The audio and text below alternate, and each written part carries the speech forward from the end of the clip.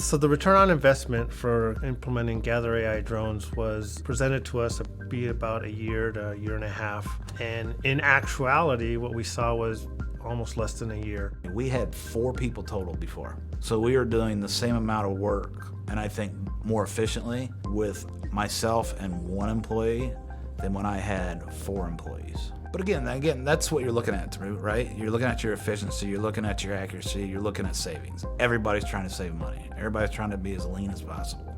This allows you to do that. We typically were using order pickers and reach trucks for inventory purposes. We were renting those, and we were able to return, I know, 1 reach truck and 1 order picker that we no longer had to pay rental on. And I believe that was like $1,500 a month per truck. That doesn't even count when there's things that happen, the maintenance and the upkeep. Just from an equipment standpoint, it was, right around $3,000 a month that it saved us right off the top.